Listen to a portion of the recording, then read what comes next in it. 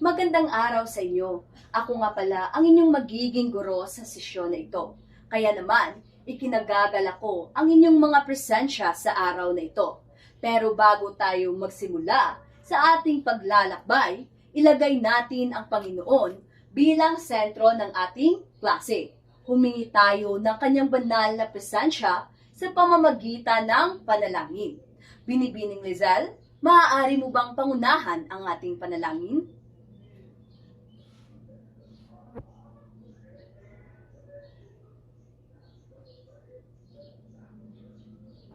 Maraming salamat, Lizelle. Maaari ko bang malaman kung sino-sino ang lumiban sa klase natin ngayon? Magaling kung ganon. At dahil dyan, mangyaring tiyakin na maayos ang inyong upuan at pulutin ang anumang kapirasong kalat na makikita ninyo sa inyong harapan. Bibigyan ko lamang kayo ng 3 segundo upang gawin ang aking nasambit. 1, 2, 3. Ang nasabing oras ay tapos na. Sa puntong ito, magbalik tanaw naman tayo sa ating mga natutunan noong nakaraang pagkikita sa pamamagitan ng aktibidad na tawagin na lamang nating picture parade. So, panuto.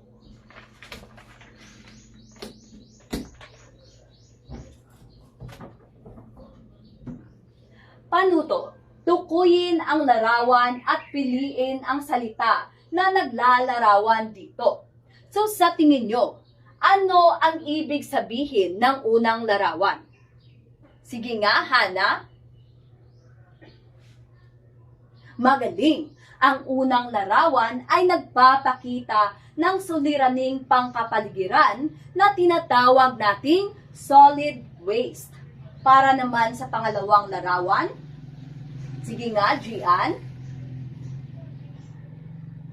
Tama! Ang pangalawang larawan ay nagpapakita ng deforestation. Ito ay kadalasan nating nakikita sa kagubatan na kung saan tayong mga tao ay siya ring pumuputol sa puno na nagre-resulta ng pagbaha at pagguho ng lupa.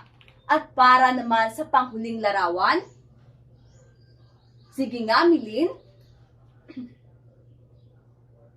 Magaling! Ang huling larawan ay nagpapakita ng mining o pagbimina na kung saan tayong mga tao ay nagbubungkal ng mga bukid upang kumuha ng mga materyales na kagamitan kagaya na lamang ng ginto at iba pa. So magaling dahil mukhang lubos niyong nauunawaan ang ating nakaraang talakayan. Sa ngayon naman, bago tayo mag-umpisa sa ating formal na presentasyon, magbigay tayo ng lakas sa ating mga sarili sa pamamagitan ng panibagong aktibidad na tawagin na lamang nating vocabulary map. So panuto, gamit ang vocabulary map sa ibaba, isulat ang mga salitang may kaugnayan sa konsepto ng nasyonalismo. Pagkatapos, ipaliwanag kung paano ito konektado sa nabanggit na salita. So, sino ang makapagsasagot sa unang larawan? Sino ang makapagsasagot sa unang aktibidad? Sige nga, Gino. Magaling! Ang pagkakaisa ay isang mahalagang elemento ng nasyonalismo dahil ang pagkakaisa ay ang pagtutulungan at ang pagkakaisa na layuning mapaunlad ang ating bayan. Sino pa? Sige nga, Jawara. Mahusay. Ang pagmamahal sa bayan ay isa ring mahalagang aspeto ng nasyonalismo. Bakit nga ba? Dahil ang pagmamahal sa bayan ay ang pagnanais na mapaunlad ang ating lipunan. Gusto ko pa ng isa. Isa pang salita na konektado sa nasyonalismo. Sige nga, Glizelda. Tama! Ang patriotismo ay isa ring mahalagang salita na konektado sa nasyonalismo dahil ang patriotismo ay ang pagiging bukas palad at pagbibigay ng kontribusyon upang mapabuti pa ang ating lipunan at ang ating pamumuhay. So, kay hanga-hanga dahil mukhang lubos kayong pamilyar sa ating paksa sa araw na ito. At dahil dyan, base sa ating aktibidad, may idea na ba kayo kung ano ang ating magiging topiko sa araw na ito? Sige nga, Tricia. Tama! Dahil ang ating magiging paksa sa araw na ito ay nakatuon lamang sa nasyonalismo sa pagbuo ng mga bansa sa Timog at Kanlurang Asya. Isang mahalagang topiko sa ating mga Pilipino.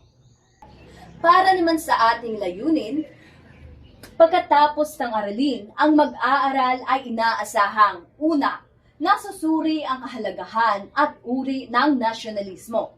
Pangalawa, napahahalagahan ang papel ng nasyonalismo sa pagbuo ng mga bansa sa Timog at Kanlurang Asya. At panghuli ay nakagagawa ng poster tungkol sa iba't ibang uri ng manifestasyon ng nasyonalismo sa Timog at Kanlurang Asya. Ngayon, alamin naman natin ang mga malalalim na salita.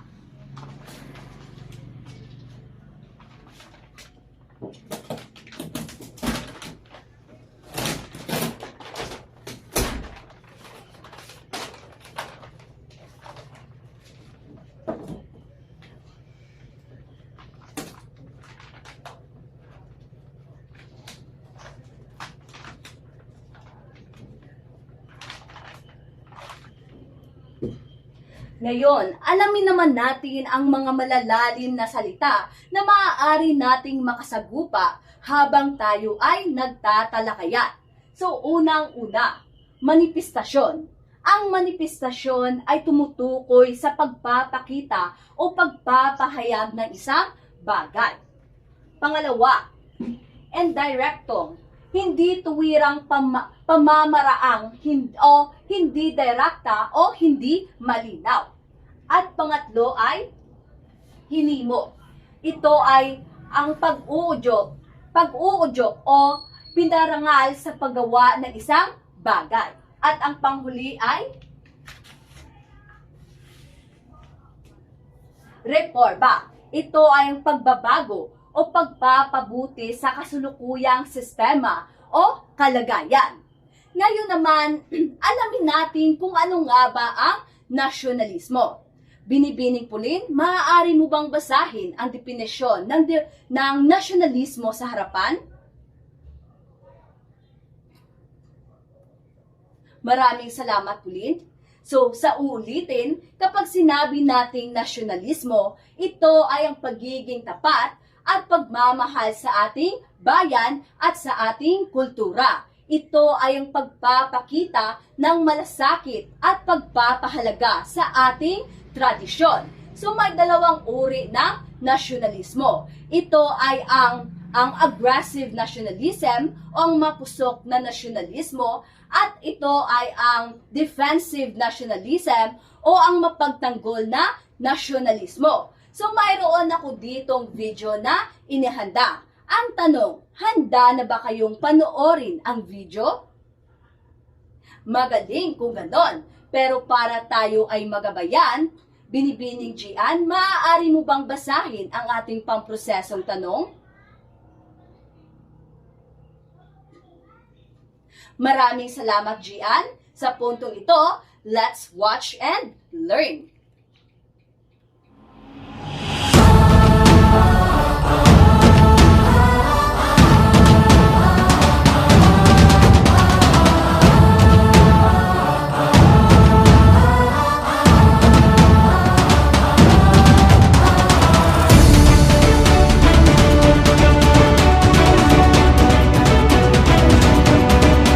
Igalang ang watawat ng Pilipinas at pahalagahan ng pagiging Pilipino. Ang kasaysayan ay mahalaga at ang bandila nito ay konektado sa kalayaan na mayroon tayo ngayon.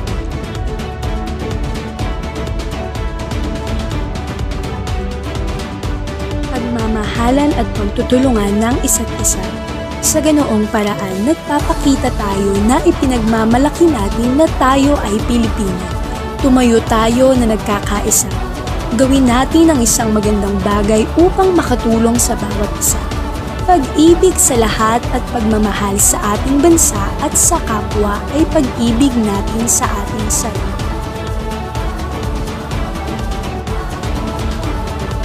Ang mga Pilipino ay mapagkumpetensya sa maraming aspeto. Ang mga ito ay ipinagmamalaki ng isang Pilipino at nagbibigay dangal sila sa ating bansa. Bawat Pilipino ay nagkakaisa para sa kanilang mga nagawa. Maaari nating ipagmalaki ang mga Pilipino.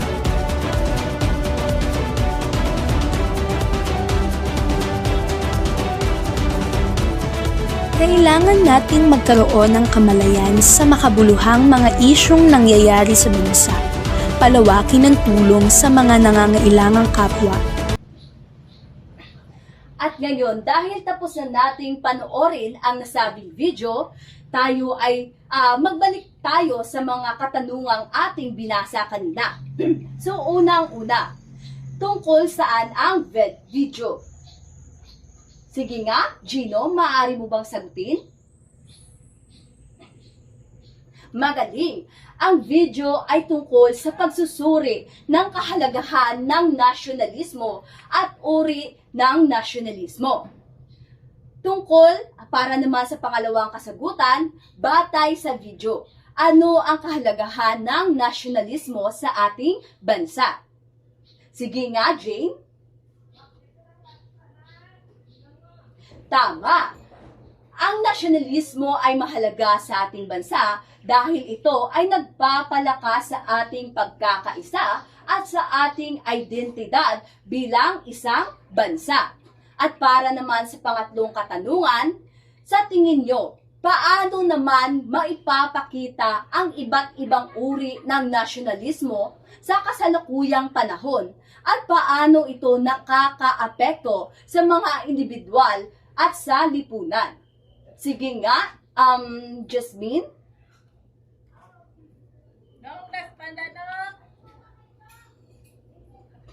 Magaling.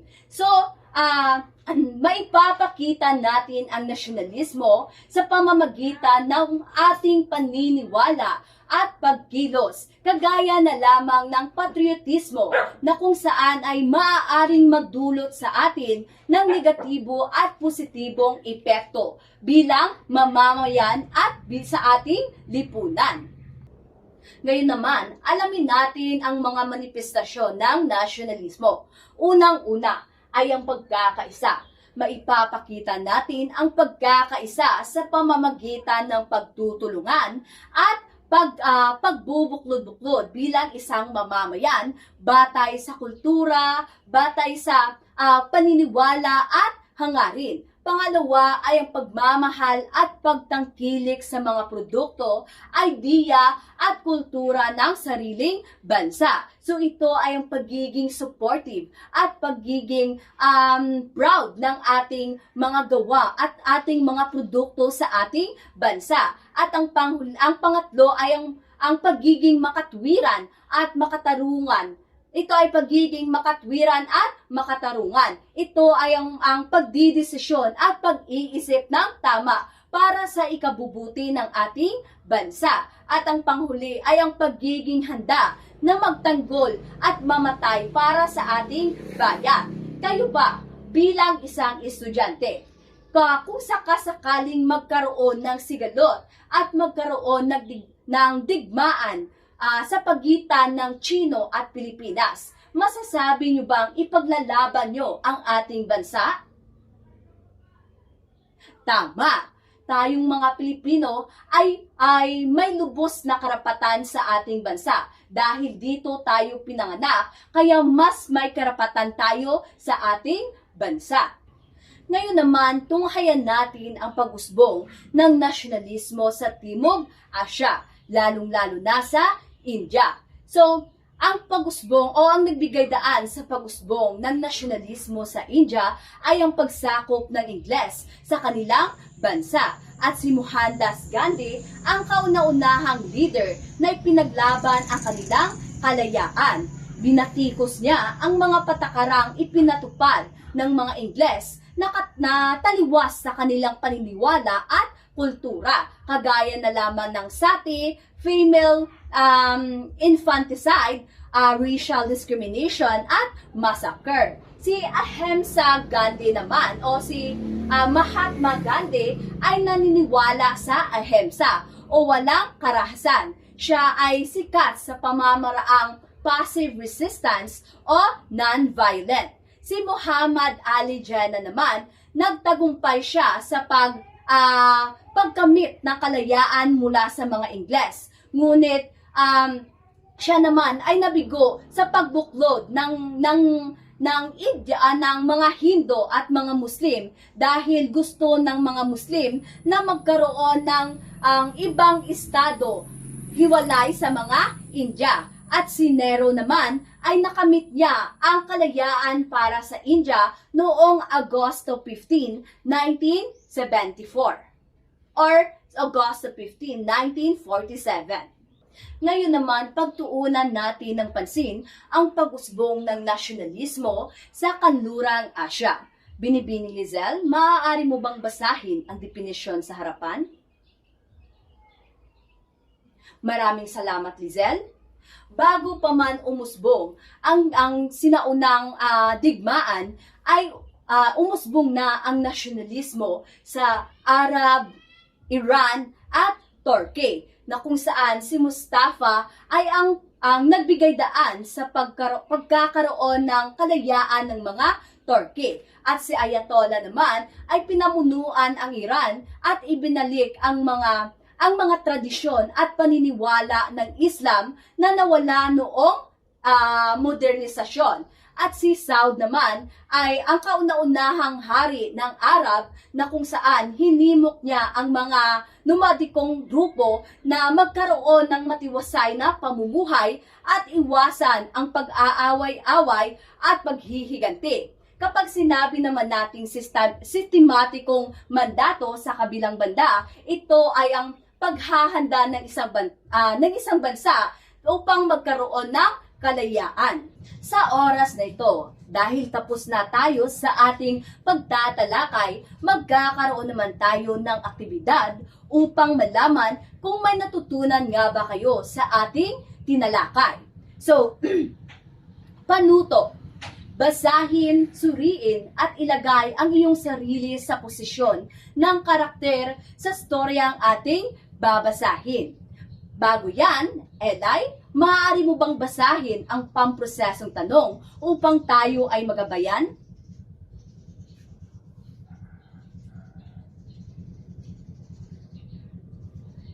Ngayon, titingnan naman natin ang maikling kwentong aking inihanda.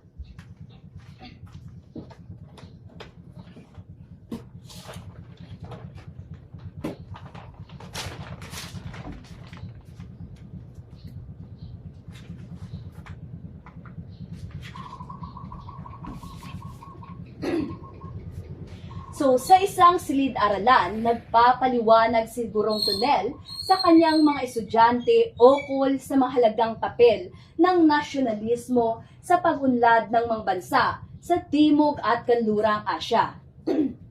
Sinabi niya na sa pamamagitan ng pagmamahal at pagmamalasakit sa sariling bansa at kultura, nagiging matatag ang pagkakaisa ng mga mamamayan at nabubuo ang kanilang identidad bilang isang bansa.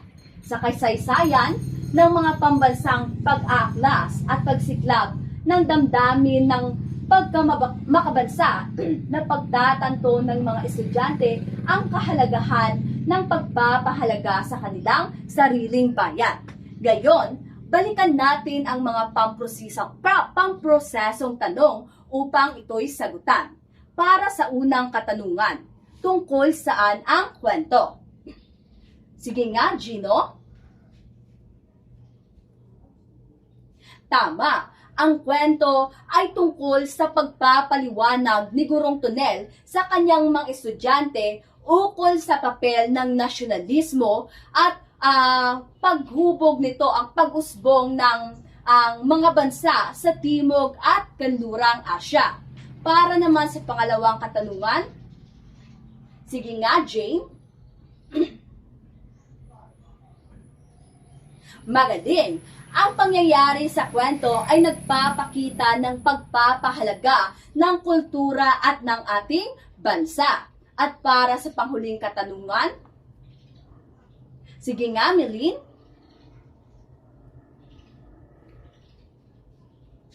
Mahusay ang pagmamalasakit sa bayan ng bawat karakter sa kwento ay naging daan upang malutas ang mga suliranin. At ito, sa pamamagitan nito ay napagtanto ng mga estudyante sa pamamagitan nito ay napagtanto ng mga estudyante ang kahalagahan ng kanilang sariling bayan at ang papel nito sa kanilang kinabukasan. Ngayon naman, ipamalas natin ang inyong angking abilidad sa pagbuod at pag-apply ng inyong mga natutunan sa ating aralin. So, panuto.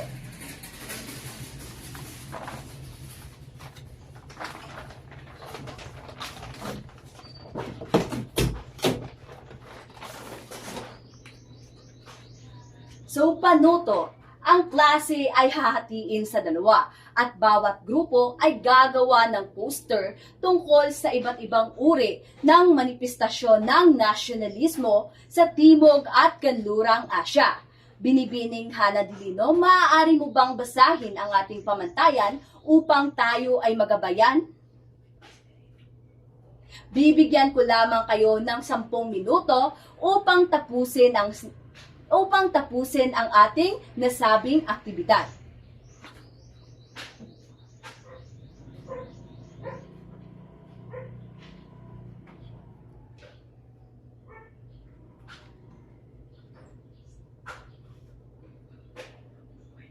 Tapos na ang ating nasabing oras. At dahil tapos na, magkakaroon tayo ng presentasyon upang inyong ibahagi ang inyong mga naplano ukol sa poster.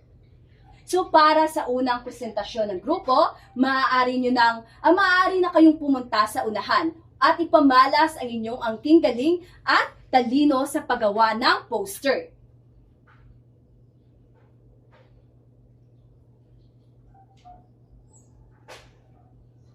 Kay galing, kay husay at kay inam ng inyong poster. Para naman sa pangalawang grupo, ang entablado ay sa inyo na. Napakahusay at napakaganda ng inyong gawa. Pawang lahat ay hindi matutularan. At dahil dyan, bigyan ng 3 palakpak ang inyong mga sarili dahil sa inyong mga napakagandang obra. 1, 2, 3. Marami na ba kayong natutunan sa ating talakayin? Magaling kung ganon. At dahil dyan, kumuha kayo ng kapirasong papel dahil tatansyahin natin kung gaano na ba kalalim ang inyong natutunan sa araw na ito. Para sa panuto, sa gawain ito, makikita dito ang inyong mga natutunan, refleksyon, realisasyon at opinyon na may kaugnayan sa pag-usbong ng nasyonalismo sa Timog Asya. Gawin ito nang naaayon sa inyong kalooban at ipasa sa unahan pagkatapos ng 10 minuto. Para sa pamantayan, Hana Dilino, maaari mo ba itong basahin? Maraming salamat, Hana. Ang inyong 10 minuto ay mag-uumpisa na.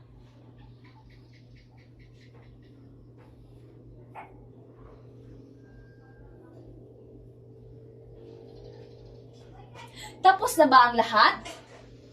Mahusay kung ganon, dahil dito na magtatapos ang ating pagtatalakayan. Pero bago yan, syempre, magkakaroon muna tayo ng pagtataya. So, panuto, isulat ang titik ng tamang sagot sa sagutang papel. Para sa unang katanungan,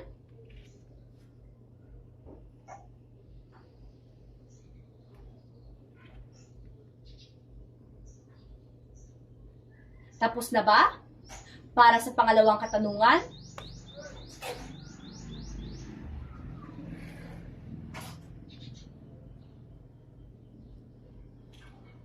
tapos na ba? Para sa pangatlong katanungan,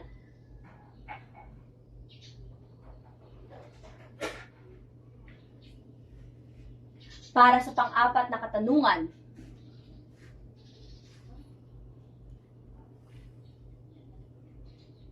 at para sa panghuling katanungan,